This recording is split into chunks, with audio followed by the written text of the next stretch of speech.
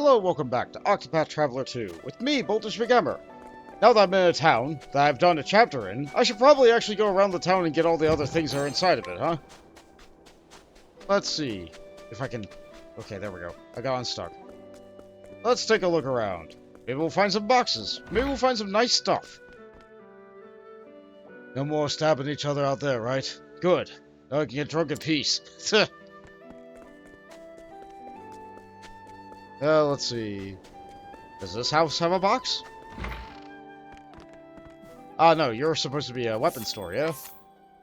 It's a little bit weaker what I got, a little bit stronger than some of what I got, but you know what, I don't feel like I should spend my money on this. I have access to towns with better stuff, if I feel like spending the money. I'm happy there's a ceasefire, but we still have many unsolved problems to cope with. An insatiable chatty purveyor of dried meats, whose real business is information. He gathers news of the latest happening in each and every town, and dispenses it to every and all interested parties elsewhere. Seemingly idle conversation is how he replenishes his stock. I see. Rotten meat? Poison a single ally. No! No, don't do that. Rumor has it that the king isn't the finest fellow around. Can we really trust him? Probably not. An old man who lost his grandchild in the war. His daughter has been despondent ever since, and refuses to leave the house for the longest time. Though she now leaves every once in a while, it will be some time before she knows joy again. Ah. Ah. Hidden item? Just over there. Got it. No problem. I thought there was a box up there. No, my eyes are playing tricks on me. What's this up here? The apothecary ended the war without causing bloodshed. I can think of no greater achievement. Nice! I wonder what this the dialogue in this town would have been like if I had bothered to talk to people before I did the quest. A student of the dojo. Diligent by nature, he follows his master's teachings to the letter. Currently, he's learning the ins and outs, a unique style of sword fighting passed down from the Hinoema region. Challenge with ease! Neat! You will find the residents of the town more receptive to your challenges. Oh! I can tell by the way you carry yourself that you are a skilled fighter. But the path to a warrior is long and hard, and your journey has only just begun. Anyone who wishes to own their swordsmanship is welcome at my dojo, regardless of their style. Let us train together, both in mind and body. Warrior license. I think I'm only missing 2 classes now. What do I need to do for more? One does not become a warrior overnight. You must own your craft and grasp its secrets. Once you have mastered a divine skill, I shall give you another license. Observing a good technique is the first step to mastering it, and such, I would like my students to see 2 master warriors engage in a mock battle. Bring another who has mastered divine skill to this dojo, and demonstrate your mutual prowess, and I shall give you another license. Neat! So I just have to level up warriors? Good. Well, that's not going to be happening anytime soon. Our discipline teaches us that one may not simply own their body, but the spirit as well.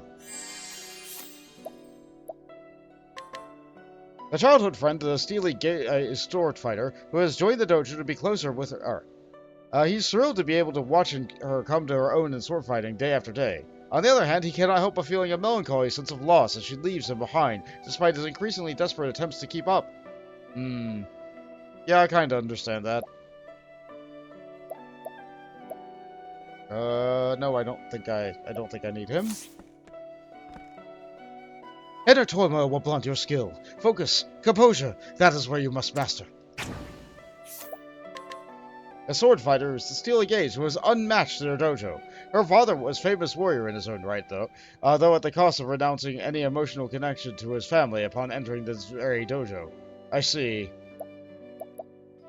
So it's a family thing. Got it. Oh, my form is terrible today. A man who has trained in the dojo since he was a child. He has challenged a steely-gazed swordswoman to a duel every day without fail. At first he looked down upon her, but she quickly surprised him. There must be more to it than frustration, though, if he challenged her every single day. Pride? Love? Who knows? I don't. There are many skilled loot players in Ku. I'd love to go there again someday. can't get the information from you. But I could buy this unique loot. Or I could try bringing Throne in and steal it. Yeah, let's do that. Let's see. Yeah, your level's high. You know what? I didn't... Okay, so with a warrior... That's a neat look. You as a warrior... Oh, that's so fitting. You look good in it. How about you?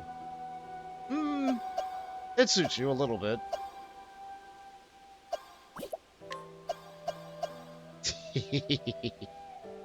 That's good. I like that they changed their outfits and sprites. What is this? Huh?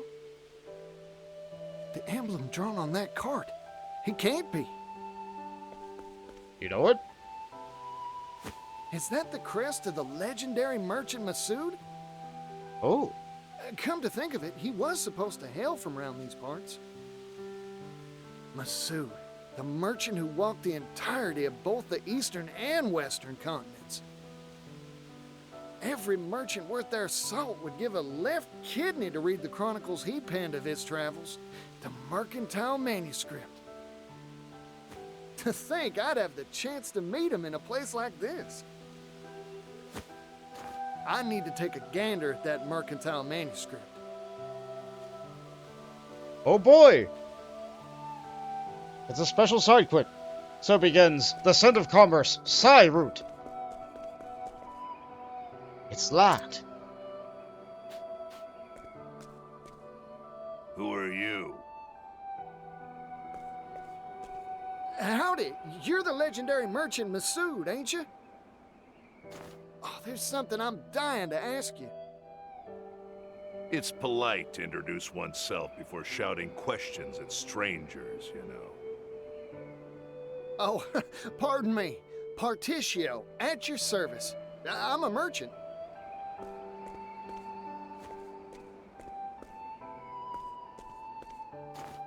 So? What does Partitio the merchant want with a retired old man like me? Oh, I've heard stories about you ever since I was a chickadee. Like that time you struck a deal with that horde of bandits, or when you saved that little kingdom in the west from famine. Oh yeah, and when you scuffled with the royal family? That story stuck in my old noggin. I asked you what you wanted with me. A merchant should know how to get to the point. Yeah, right again. Sorry, got carried away. I'll cut to the chase. Let me read that chronicle you penned, the Mercantile Manuscript. No. Now leave. Wow, very straight to the point. Huh? Don't make me repeat myself. I have no obligation nor reason to let a nobody like you anywhere near it. Nobody? Now listen here, that's hurtful. Besides, even a nobody's got a nobody's pride. And if I may toot my own horn, I've got some merchant chops to my name. Oh, you do you? Then I'll give you a test. Prove your worth to me, oh nobody of supposed talent. This is what I'm talking about. You got yourself a deal, fella. Good. As a merchant, there's one treasure I value above all else. Bring it to me. Uh-huh. If you profess to be a merchant, the answer should be obvious.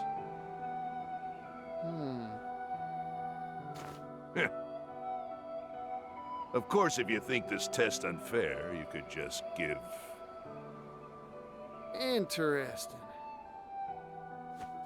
I always stock whatever it is my customer's looking for. That's my merchant's creed. I promise, I'll figure out what your treasure is, fella, and bring it right here to you. I'd very much like to see you try.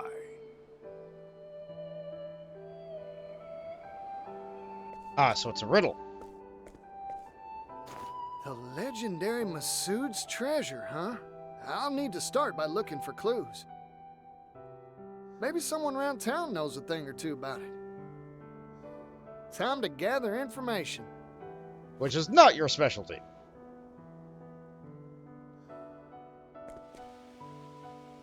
Let's see, that's not it. Oh, you're new.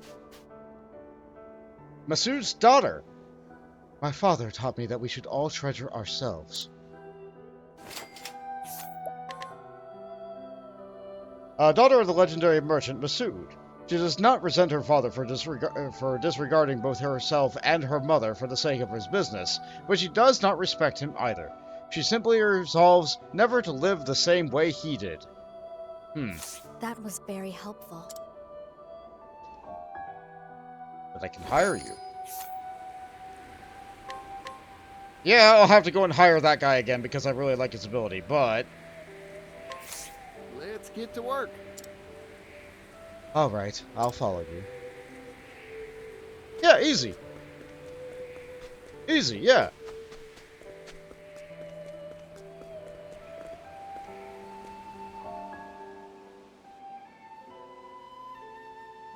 As promised, I brought you your treasure, Masoud. You did you? Show me. Your greatest treasure is her, your daughter.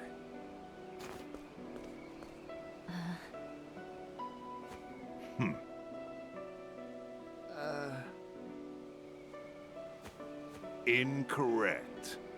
Try again. Wow, rude! Wow! What? It is true that many value their family above any jewel or gem. But that is not the answer that I am seeking for this particular test. Better luck next time.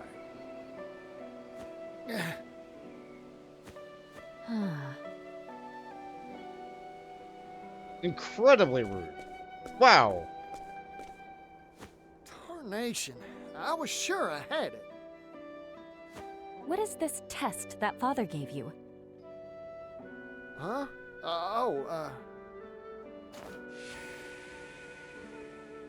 And so we explain it to her. Ah, what father meant wasn't his treasure in particular, but what a merchant treasures most. The thing you treasure most as a merchant isn't leaves or sundries, right? A merchant's treasure. That's all the hints you'll get from me. Good luck.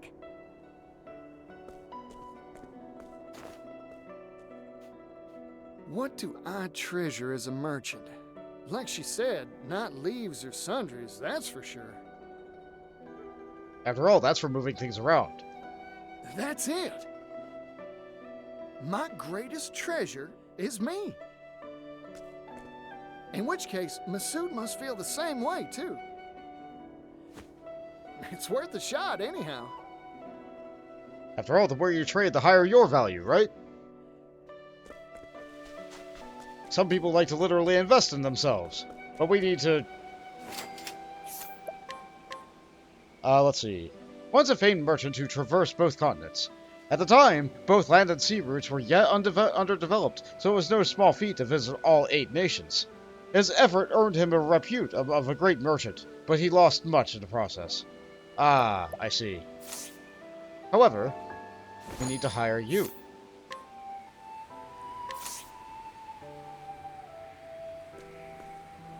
You want to hire me?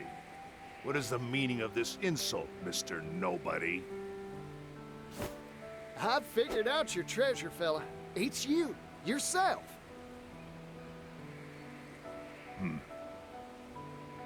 You asked me to find the treasure you value most as a merchant.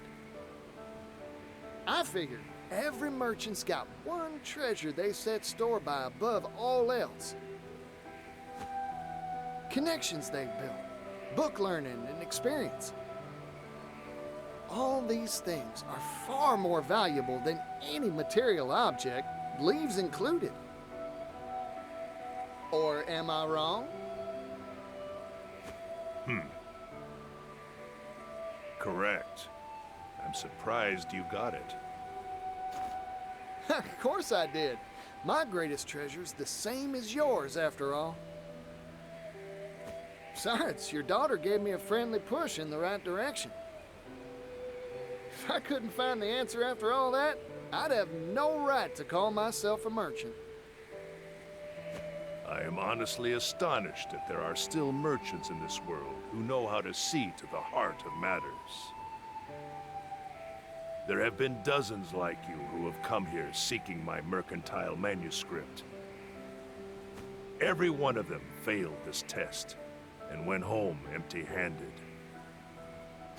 I started to think the world had gone dull since I retired. Here, take it. Is it a book? What's this? The key to the archive in which I placed my Mercantile Manuscript. Read to your heart's content. Yippee! You sure it's all right? I've grown old. I don't have much time left. When I pass, so too will my greatest treasure, correct? So I might as well pass on a part of that treasure to you, Partitio the merchant. Hey, he recognizes us now. The sum treasure of those who came before you. You got it, fella. Thank you.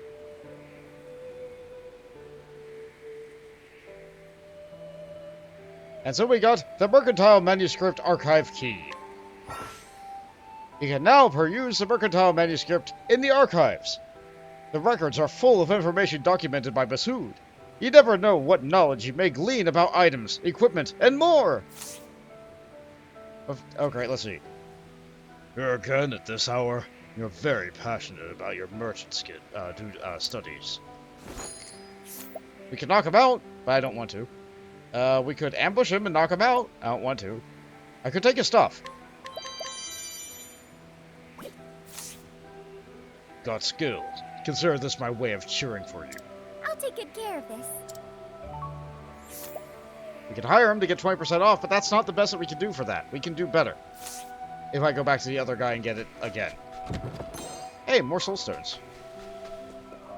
During the day, the Mercantile Manuscript is here.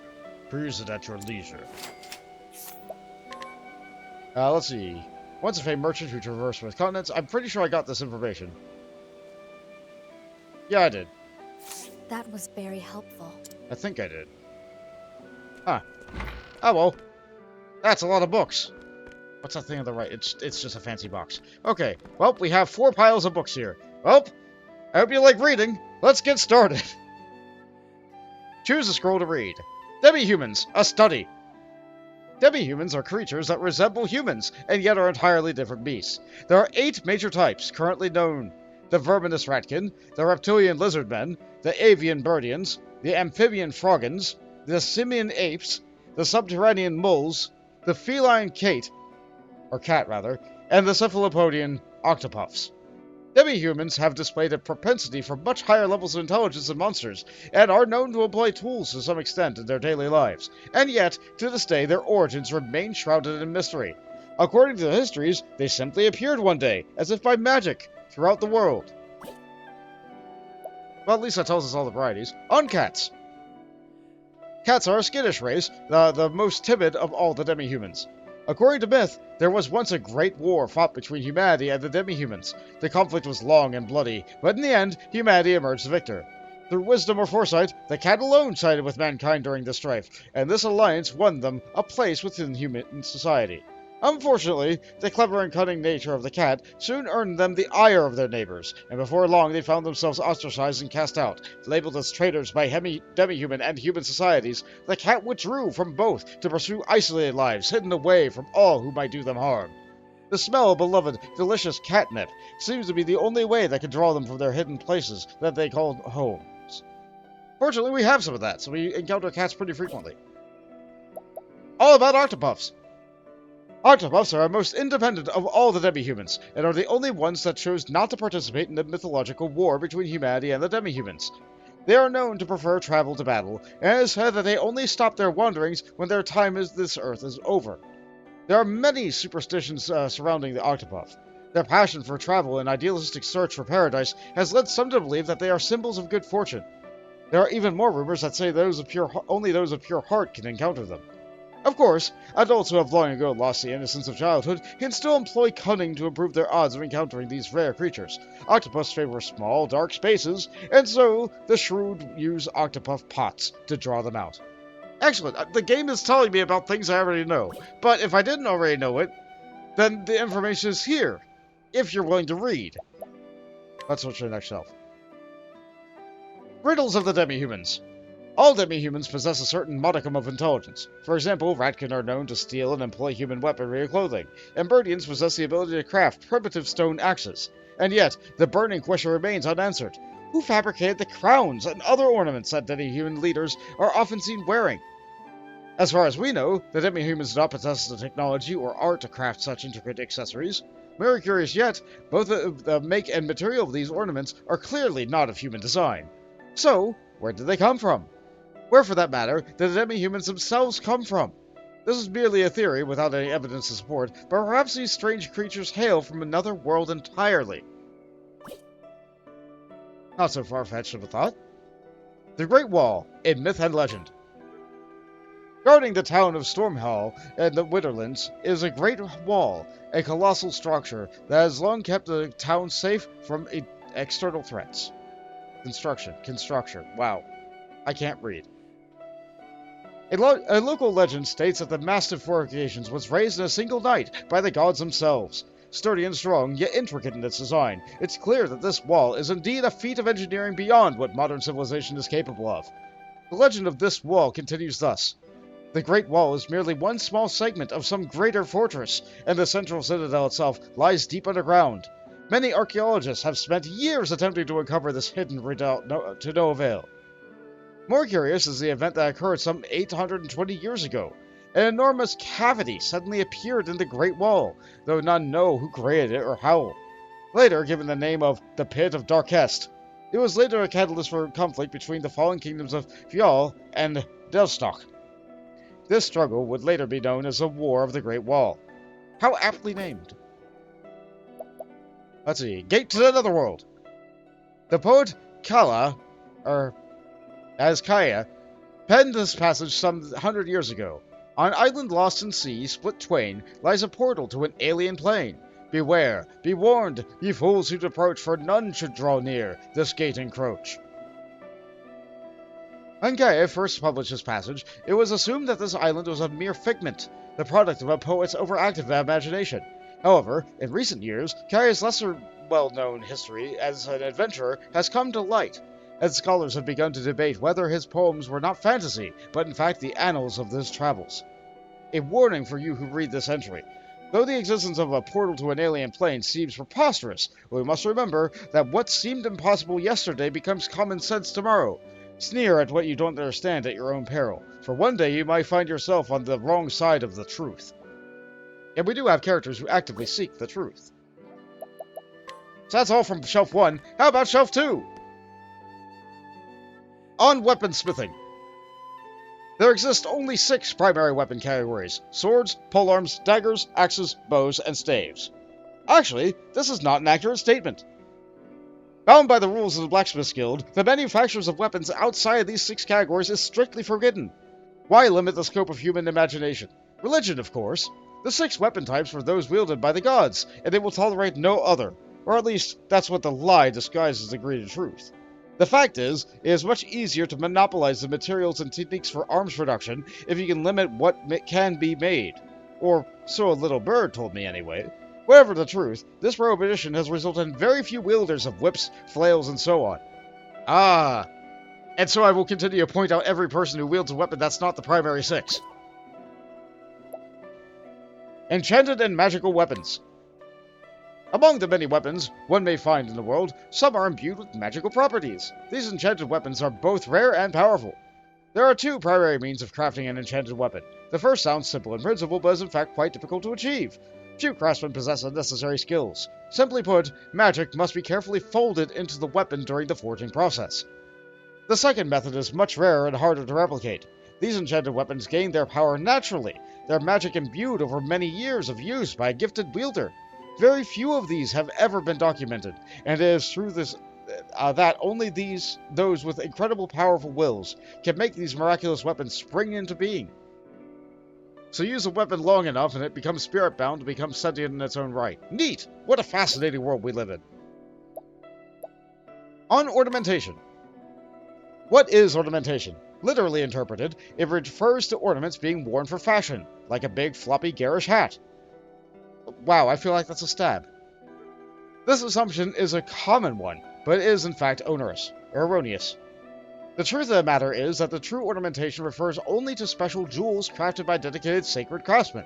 Only a handful of leaders are permitted to wear these ornamentations, partly because many of them are imbued with unique magical properties. Prime examples would be an amulet that protects against offensive magic, or a necklace that greatly increases the abilities of its wearer. Unfortunately, the knowledge and techniques needed to craft these potent relics are slowly being lost, and their rarity is only bound to increase as the sands of time continue to fall. Next shelf.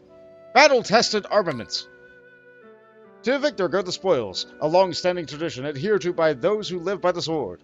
The strong take from the strong, until at last the day comes when the ultimate warrior and the ultimate weapon are united. When a weapon has triumphed over countless foes, remaining undefeated in the hands of a skilled wielder, it becomes what is known as a battle-tested armament. Nowhere is it written that these armaments must be masterwork weapons crafted by a renowned smith.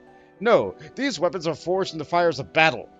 As they taste the blood of innumerably mighty warriors, they awaken to a greater power that dwarfs that of their humble origins. So the best weapons in the game are those? More battle-tested armaments! The bards sing of legendary weapons passed down through countless ages. After untold thousands of fierce battles and stunning victories, they have acquired power beyond imagining. A sword that can cleave the sun, a spear that can pierce the moon, a dagger that can send all the stars in the sky tumbling down, an axe that can split the earth in twain, a bow that can transfix the heavens, a staff that can call upon calamities untold. Of course, these are mere turns of phrase, exaggerations, no doubt.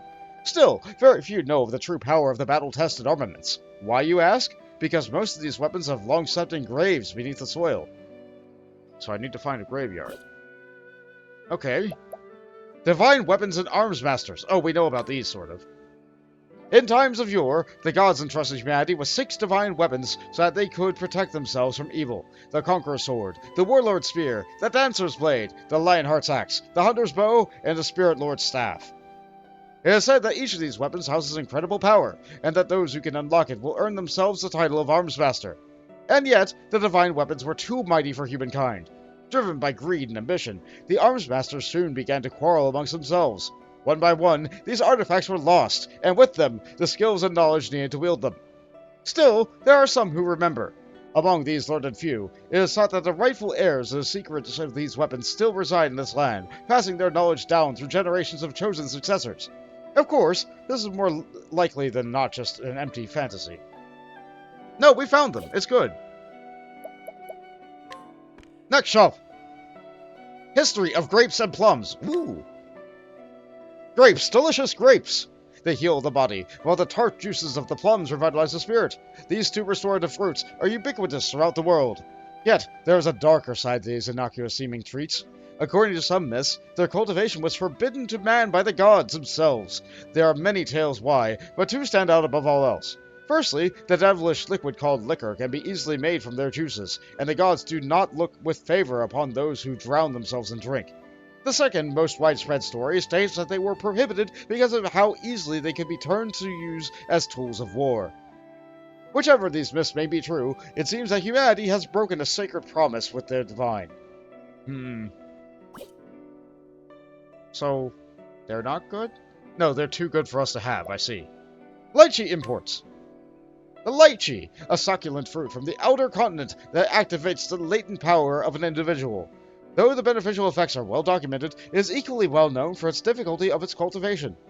Many talented farmers and merchants have tried their hand at raising crops of lychee over the years, but none of their efforts have borne fruit. Literally. Meanwhile, a baseless rumor has long made the rounds of the cultivation community. According to some, the lychee must drink the blood of humans to produce its yield. This sinister story has been the cause of many tragedies, as unscrupulous fools seek to write their fortune in the victim's blood. Because of this, the lychee has earned itself an unpalatable appellation, the vampire fruit. I don't use them often. Nut cultivation. Nuts, nuts, nuts!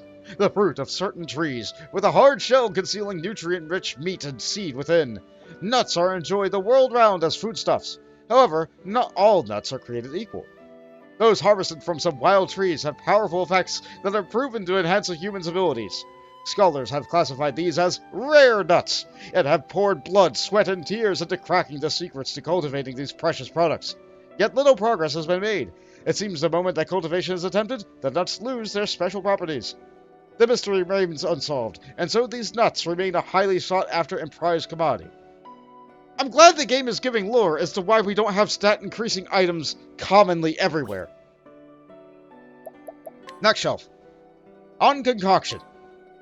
Concoction is the process by which two or more materials are mixed together to craft medicine. Legend states that it was Doter the Charitable who bestowed this holy art upon humanity, yet the truth is more impressive by far. Generations of healers have, through trial and error, discerned the medicinal effects of plants, seeds, stones, and more. They mixed, brewed, and ultimately tested their concoctions upon themselves, a testament to humanity's bravery and sacrifice in the pursuit of knowledge. Yeah, like apothecaries. Concoction, however, is not simply knowledge of ingredients' properties. No, a skilled apothecary must know how to judge the patient's symptoms and measure the correct amounts to treat their life. Or ills, even. As such, any apothecary able to simultaneously mix 3 ingredients is a master of the craft, and any who can mix 4 can be considered a genius. Though it is not impossible to mix more than this number, this monumental feat is almost unheard of. They just need more boost points. Let's see. Principles of the Soul Stone. Soul Stones are items which, when subjected to a significant enough physical shock, can unleash effects equivalent to certain spells. Though the exact process by which these occurs remains a mystery, it has long been hypothesized that they are the stones which have been imbued with this power of spirits. Recent studies, however, have given rise to a new theory that has been gaining traction amongst the learned. According to this theory, soul stones are crystallized remains of a magically potent monster's corpse. If this theory is true, it may become possible for us to artificially mass-produce mighty soul stones in the not-too-distant future. The question then becomes, to what use will we put this power once it is in our hands? Though I'm excited by the possibilities, I find myself terrified with them in equal measure. Yeah, imagine a whole army of people who just throw rocks. Rocks that explode with power. Herbs and their uses. There are many afflictions which can plague a patient, and each requires a very special herbal remedy. Confusingly enough, the herb used to treat all the standard motive ailments is the same, herb weed. This useful herb's effect can vary greatly, depending on how it is prepared. Taken in one sense, it shows how precious this medicinal plant is. Taken in another, it shows just how simple the human body's makeup can be. As a side note, herb weed can also be used to add a bit of zest to cuisine. How grand! Not only can it speed someone along the road to recovery, but it can speed them to the dinner table as well. Of course you would use medicinal plants as a seasoning. Next shelf. The origin of bottling. In the arid desert lands of Hinoyuma, having a good water bottle can mean the difference between life and death. To better store and preserve every last drop of precious liquid, the people poured much effort into perfecting the art of bottle crafting. Among all the many types of bottles, those crafted in the region of Raccoon Clan are the finest. Manufactured through secret methods, they are unmatched in their lightweight construction and durable frames. Unfortunately, the Raccoon Clan, their monopolization of their secrets, has earned them the ire and jealousy of their other clans, eventually sparking a bloody conflict. Nevertheless, what the Raccoon Clan lacked in military strength, they made up for in brutal cunning. Their victory became assured after they hit upon the idea of filling their bottles with poison and flinging them at their enemies. It was thus that a defensive martial art known as bottling was born. That explains why there's so many bottles of debuffs that we have available as loot everywhere. Etymology of leaf as currency name. Herbweed, a miraculous plant required to craft every variety of healing herb. Its discovery revolutionized medicine and has saved innumerable lives, earning it the epithet, the plant of the gods. Unfortunately, herbweed is notoriously difficult to cultivate, even though it's called a weed, and only grows natively in a few limited regions. Because of this, the apothecary's art advanced, and so too did the value and rarity of the irreplaceable ingredient. Eventually, this caused the price to spiral out of control.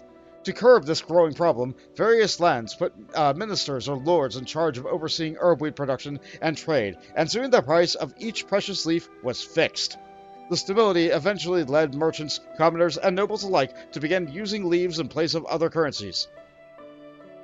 Disputable though this is, it is widely believed that the origin of leaf as common parlance for currency originates from this time. Oh, I see. I mean, I guess powerful medicine would have value, so it would be the baseline of value, because everybody needs that powerful medicine. That's fun! That's fun, I like that. History of Hinuma. Oh boy, this is gonna be every single region, isn't it? Southwest Cilicia, where the desert sands stretch as far as the eye can see. And yet, hidden among the barren dunes is an oasis, a strip of semi-arid terrain, running north and south along the river lands. Here, the soil is fertile, and barley and corn can be grown in relative abundance. Countless wars have been waged over the water and resources of this region, and not a few kingdoms have risen and fallen in this place over the centuries. It is also here that legends of priestess Hinokagura, the conjurer goddess, have survived and been passed down. It is these tales that lend its name to the land, Hinuma. In the eye of the desert sits Sai, a fortress city once known as the Orochi Bastion. Once held by the forces of U, it was taken by Ku 2 decades ago. Northwest of this can be found Ryu, a well-known traveler stop where information from all across the world eventually settles. One might be surprised that so many blisteringly short names, like Ku and U, are common to the desert regions. Locals say the propensity for brevity is because the longer the mouth flaps, the more sand finds its way in. But the truth of the matter is unknown. That is a funny reason for having very short names. History of the Wildlands. Northwest Cilicia is a barren wasteland, a blasted expanse of volcanic rock that resists even the loneliest blade of grass. The few brave souls who eke out their existence here have long suffered the sulfuric whims of Flatsuro and his unstable neighbors. Is that Fiatsuro? Fiatsuro. My bad. And yet, life always finds a way. Among the rock and stone dwell a Golt, an unusually large breed of goat, who subsists on a meager fare of local weed. Unlike other goats, they exceed bovines in their capacity for producing milk, grow fleece more suitable for cloth than sheep, and even produce extraordinarily flavorful meat as well. In all matters of livestock, they outstrip the competition, and so have become known as the jewels of the wasteland. The cheese produced from their milk is especially scrumptious, and has become a local specialty. As a final note, the volcanic soil conceals a wealth of valuable minerals. Many small mining towns have sprung up here, including the southern town of Orsrush, established by silver merchants Pap and Rock. Yeah, we know about that. We live there. History of the Leaflands. Western Cilicia is home to a small lakeside kingdom of Timberain, surrounded by great sweeps of verdant forest. This land is rich in natural resources. Thick woodland loam provides fertile ground for agriculture, and the seemingly inexhaustible supply of trees fuels industries such as lumber and paper manufacturing.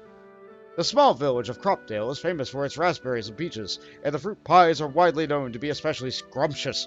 That being said, this rural settlement has an abundance of peach-centric cuisine. Peach jam, peach juice, peach salad, peach soup, sautéed peach, fried peach, peach pilaf, steamed peach, to name just a few. Some might say Cropdale has an overabundance of peach dishes, but that's simply because the locals just can't decide on a favorite. In the south of this area, one can find the town of Wellgrove. I haven't been there yet. Though it has grown wealthy through its brisk trade with its resource-poor desert region further south, the disparity in wealth has created the seed for ceaseless conflict and turmoil among the border. That's not so good. Next! History of the Arborlands. Southern Cilicia is home to a long tracts of twisting coastline, along which one can find the bustling port of Kennelbrine. During the age of exploration, roughly 100 years ago, ships launched from this town's piers would discover the sea routes that led to the eastern continent. Kettlebrine's symbol is a colossal lighthouse, which guides ships from all corners of the world safely into its harbor. Erected roughly 20 years ago by a cadre of engineers who fled the destruction of Ooh, it boasts a unique design. Special ore was polished to mirror sheen, and fashioned into a reflector plate, and the light it emits can supposedly be seen all the way to New Delsta. Today, Kettlebride's church is an important launching point for proselytizers and evangelists who come from the eastern continent to spread the teachings of the sacred flame. Ah, yes, we've been there a few times. Show us the history of Totoha. Southeastern Cilicia is dominated by an ocean dotted by countless islands of all shapes and sizes. The largest of these is Totoha, which was the first encountered by continental pioneers 20 years ago. In its western reaches reside the Beastlings, a petite people with fluffy tails. On the east of Totoha lies the town of Terpuhopu, which was established by the first continental pioneers to settle on the island.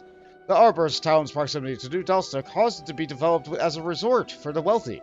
In addition, it produces many luxury goods, such as delicious coffee beans, and now serves as an important stop along the trade routes between eastern and western continents. Ooh, we'll have to go there soon. Since ancient times, the Beastlings have long referred to the northern of the two islands as Haha and the southern as Toto. However, ever since the local festival celebrating the bonds of family and the prosperity of the entire Beastling race was established, the names of both islands have been combined into one. Tohoto Haha. Just lovely. History of the Brightlands. Eastern Cilicia is an urban region home to the continent's largest city. Blessed by warm sunshine and a pleasant climate, it soon became known as the Brightlands. Agricultural abundance caused the region to flourish, and people flocked here in droves. Wealth soon followed, and a development soon after. Before long, buildings like theaters and game parlors were erected to entertain the ever-growing crowds, and now the light of civilization shines as bright here as the sun does overhead. At the center of all this lies the Brightlands' beating heart, New Delsta, established approximately 50 years ago by immigrants from the former kingdom of Dilstock. The people gave this new home a name that honored the old. Finally, in the east of these lands can be found Clockbank, an industrial center that has prospered ever since the Age of Discovery. Lots of new developing things over in old land. Nice! Next shelf! History of the Crestlands. Northeast Cilicia, a land of mountains and hills, perched high atop one stony peak, rises Alfric's Cathedral, the center of the sacred flame faith. Adherents to this region's tenets have worshipped the sacred flame that the cathedral houses since time immemorable. An ancient record dates 1,500 years ago marks mention of the sacred flame's veneration continuing since the misty days of the past. Even though the bitterly cold winter of a century previous, the flame continued to warm the hearts and souls of all who visited. In both name and spirit, the sacred flame and its church are the divine lords of this land. At the base of this cathedral lies a small town of Flame Church. Though its population is small, the townsfolk make good living providing for the crowds of pilgrims who travel here to visit the cathedral. Very nice. Very nice. How about the history of the Winterlands? Northern Cilicia is a frozen place of snow and ice. Its capital is Stormhell, a mountainous city that houses the Sacred Guard. Established roughly 380 years ago, the Sacred Guard was the brainchild of Archbishop Kinchler. Or Kinchier. Is that no? Kinchler. Yeah, that's it. After the cold snap that assailed the eastern continent in the previous century, the Order established its headquarters here. To this day, the Holy Organization's mission remains unchanged, to uphold law and order across the continent. It is said that Stormhall owes its existence to Guardian Glacis, residing in the Sacred Peak. Altahe, let me try that one again. It is said that Stormhell owes its existence to the Guardian Glacis, residing on the Sacred Peak Altahe. It is thought that Glacis put an end to the cold snap that nearly spelled doom for all who lived here. Travel towards the coast, and you will find the fishing town of Cape Cold. Great hauls of salmon, trout, mackerel, squid, and more are brought in almost daily. In addition, many who dwell here work in agriculture or textiles, and lately a hardy species of cold-resistant barley has caused quite a stir. Ooh. How about the outer continent, the place we don't go? The farthest edges of the four corners of Cilicia are detailed on no maps. Called the Outer Continent, The reasons why these vast stretches remain unexplored are many. Impassably high mountains, deadly currents, to name a few. Of course, in my opinion, it is less the difficulty of the task and more indolence that has left these areas uncharted. Think about it for a moment. Who was at war with some unnamed kingdom or kingdoms to its south? Immigrants from some unknown eastern locale walk the streets of New Delsta. Fruit from the west and textiles from the north are smuggled into our lands with abandon. The unknown is a place of magical appeal to me. What sights are there to be seen across the horizon? What strange music, what surprising smells, what fascinating spices and cuisine to tempt the taste buds. All these draw my curiosity, but more than that, all offer unimaginable opportunities for a merchant with business savvy and a healthy wanderlust. I imagine the leaders of our land move quickly to pen maps of these mysterious lands in the Outer Continent. Outer Continent. Huh! A poor name for a universe of possibility. We are prisoners in a tiny cave called Celestia, satisfied by shadows cast by a light that streams in from outside the walls which confine us. And that's it! That's all the books! I've read all the books! Wow, that took a long time! Wow! I thought I was going to explore the whole town. I guess I just stayed in one town, so I didn't do much traveling today, did I? Well, we definitely traveled with our imagination across between the ink and the page. So, next time on Octopath Traveler, we might actually do some traveling. Later, travelers.